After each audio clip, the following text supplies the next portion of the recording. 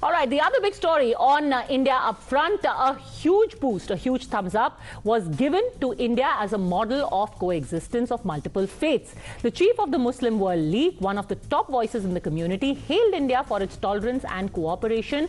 This statement, of course, is significant since it comes close on the heels of several people latching onto an earlier comment that was made by former US President Barack Obama, who said that the Hindu India and the Muslim India may start pulling apart if minorities in India remained under attack. Now, will they listen to one of the top Muslim voices about what India really stands for? We know that here coexistence is very important, but we know that around the world it's very important that we also work on promoting stability and harmony all over the world. We know that the Indian components, with all its diversity, is a great model for coexistence, not only in just mere words, but also on the ground. And we appreciate all the efforts and steps taken in this regard. Muslim components in the Indian society, they are proud of their of nationality, that they are Indian national, and they are proud of their constitution. And here, the religious awareness plays a very crucial role. So has this dealt a decisive blow to everyone who wants to paint a certain picture of India? Dr. Faiyaz Fyzie, Socio-Pasmanda Activist, is joining us along with Salman Al Ansari, political commentator. Advocate Talha Rashid, spokesperson of Rashtriya Ulama Council, and Kamruzzaman Chaudhary, leader of the Congress, continues with us. Let me start with you, Advocate Talha Rashid.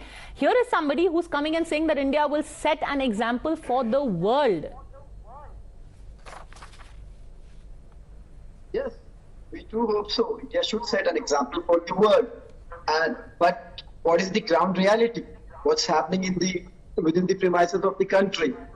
That has to be put forward. You know, the example would be set in both the ways. Whether we become a very coexistent country, the world's largest democracy, the world's progressive country, a plural country, or we become a Hindu Rashtra, a country which wants to have one nation, one rule, one Qanun, a country which wants to push forward a right-wing ideology, the ideology of hatred, the ideology of communalism, the ideology that was inspired by Hitler.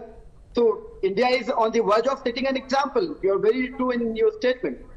If that was indeed the case, then why would Mr. Al-Issa come and actually hail India's syncretism and multicultural identity? Padmaja, if you call me as a guest at your home, what am I going to do? I will praise you. Anyhow, I'm going to praise you. I'll speak statements that will be in your appreciation. I'll be humble towards you. That's what he's doing. Now the question is that what Mr. NSA, I'm not talking about our guest, he was our guest, Dr. Issa, the Secretary General of the Muslim World League. What my question here is that the NSA too said that India is a very inclusive country which promotes and propagates coexistence, which talks about democracy and all those, you know, those bulky words. Now the question is that what's happening is, does the cabinet of the Modi government, does the lawmaker of the Modi government, does the leaders of the party ruling in the country, do they agree with what Mr. NSA has to say? Okay, let me ask you this. Salman Al Ansari, these are just diplomatic niceties. When in India, say what the Indians want to hear, which may not necessarily be the truth. Yeah, I think, thank you for having me. A couple of months ago, I actually was in India. And I saw firsthand the phenomenal Indian development story. It was indeed impressive and remarkable. With regards to Islam in India, there is no doubt that Islam is an integral part of the cultural fabric of India. And there are actually archaeological proof that Islam actually arrived to India at the time of the Prophet Muhammad, peace be upon him. So actually there was a mosque in Gujarat region, which is the hometown of the current Prime Minister Modi. And we all believe that the Indian civilization is one of the oldest in human history. India is a country of diversity, religions-wise, cultures-wise, languages, etc. And I actually understand that India is under some criticism right now from the far-left politicians and media organizations in some Western countries with regard to the treatment of Muslims. And as a Muslim from Saudi Arabia, I want to say to our Indian friends, just imagine this. If the Indian government didn't decide to take a neutral stance with regards to the Russian and Ukraine conflict, do you think for a second that the U.S. would criticize India for the treatment or for their domestic kind of issues, etc.? Absolutely not. So the whole thing is about human rights politicization. I myself saw how the Muslim community in India is thriving. It's a thriving community, and the Indian constitution doesn't differentiate or discriminate between Hindus or Muslims or any other faith group. And they made the concept of being Indian is the umbrella of all the nations. So, and I will tell you actually something funny, that can you believe that Saudi Arabia itself was called by some Western media as Islamophobic? So why? Because the kingdom cracked down on extremism and hate preachers. And we now, and as you know, Saudi Arabia is the birthplace of Islam and the custodian of the two holy mosques. And so calling Saudi Arabia and the Saudi government as Islamophobe is like calling the Vatican as a Catholic kind of folk. So that's why I urge the Indians to not listen to these Western agenda-driven media corporations who claim to have the highest moral stances.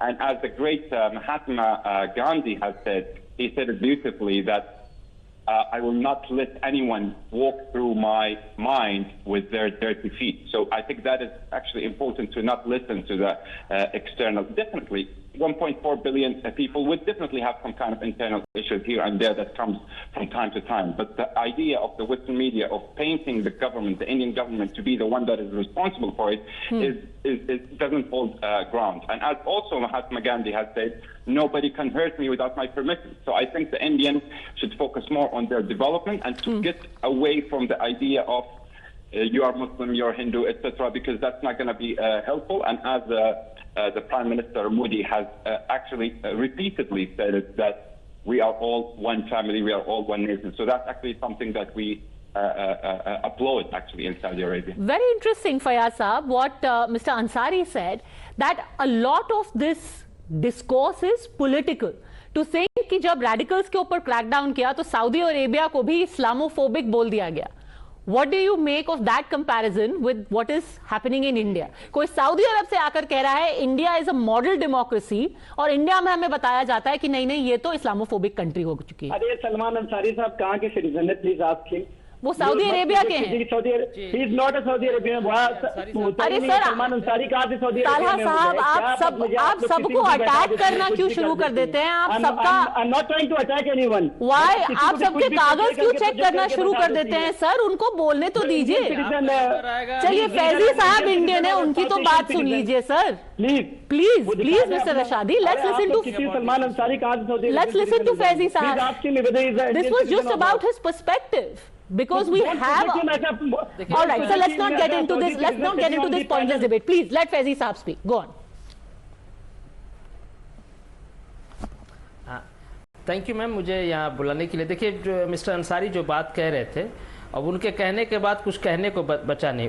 उन्होंने जिस हिसाब से भारत को describe किया है और महात्मा गांधी को coat किया है, ये काफ़ी प्रशंसनीय है और मैं 100% एग्री हूँ. एक सुंदर देश है हमारे पास. हर देश के अंदर कुछ न कुछ समस्याएं जरूर होती हैं. हमारे पास भी समस्याएं हैं, वो कई तरह की समस्याएं हैं. कास्टिज्म की समस्याएं हैं, माइनॉरिटी मेजॉरिटी की भी समस्या है. लेकिन इन सब के बाद भी भारत एक सुंदर देश है, एक बढ़िया संविधान के अंतर्गत है. और यहाँ की माइनॉरिटीज़, या सिर्फ माइनॉरिटीज़ में मुस्लिम तो आते नहीं है, सिख भी आते हैं, जैन भी आते हैं, पारसी भी आते हैं.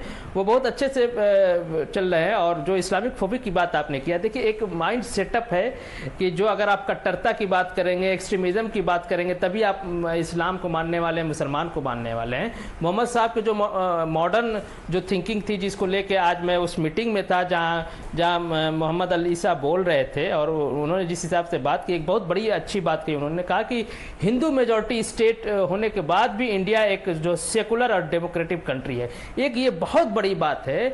और मोहम्मद अल ईसा जहां से आते हैं वहां पे मुस्लिम मेजॉरिटी डोमिनेट करती है. उसके बाद भी वहाँ राजतंत्र इस तरह की चीज़ें, वहाँ डेमोक्रेसी सेकुलरिज्म का कोई कॉन्सेप्ट नहीं है। तो उनके लिए हैरत की बात है कि यार इंडिया में हिंदू डोमिनेट करते हैं, हिंदू मेजॉरिटी है, फिर भी एक ये सेकुलर कंट्री है, डेमोक्रेटिक कंट्री है। उन्होंने इसकी बड़ी प्रशंसा की। एक ऐसे देश से आया हुआ आदमी जहाँ पे सेकुलरिज्म डेमोक्रेसी उस तरह से नहीं जिस तरह से भारत में है, तो उनको ये बहुत अच्छा लगा। और ये आप समझिए कि खुली हुई हमारे हिंदू समाज की भी प्रशंसा, हमारे भारत देश की प्रशंसा है, जो सत्य पे आधारित है। समस्याएं हर जगह होती है, हमारे देश में भी है, लेकिन समस्याओं को टैकल करना एक अच्छा देश बना के, एक अच्छा संविधान के तहत। और अगर मैं समझता हूं कि पारिवारिक मामलों में भी संविधान लागू हो जाएगा तो भारत में जो रही सही कसर है वो भी पूरी हो जाएगी। एक हम सुंदर राष्ट्र बन के उभरेंगे। मैं उसी की बात कर रहा था कि पारिवारिक मामलों में अगर संविधान लागू हो जाता है तो एक अच्छा संविधान है। और उसको उन्होंने रिपीट किया जो हमारे पास भारत में, अभी अंसारी जी भी वही कह रहे थे और उनका जो है बिल्कुल सही कह रहे थे। लेकिन हमारे वॉइस ऑफ डिसेंट को, जैसे डोवाल जी ने भी आप अपने एड्रेस में कहा कि वॉइस ऑफ डिसेंट का मतलब हम उसको एक्सेप्ट करते हैं, लेकिन वॉइस ऑफ डिसेंट का मतलब डिसइंटीग्रेशन नहीं है, कन्फ्रंटेशन नहीं है। वॉइस ऑफ डिसेंट का मतलब उसकी स्वीकारता, हम अपने विरोध की आवाज की, अच्छा हमारे यहाँ शास्त्रार्थ का कल्चर है, बातचीत का कल्चर है, हम उससे अपनी समस्याएं सुलझाते हैं। हमारे यहाँ उस तरह का कल्चर नहीं है कि हर चीज पे जो कन्फ्रंटेशन और डिसइंटीग्रेशन हो। हम विविधताओं के बाद भी एक देश है, एक महान देश है। All right, I'm going to leave it at that. Perhaps sometimes it takes a bird's eye view to really appreciate what is going on in your own country, and that's what makes a healthy, alive and kicking democracy. Really appreciate you, gentlemen. Apologies, Mr. Chaudhary, I could not come to you for a comment. Thanks very much for watching.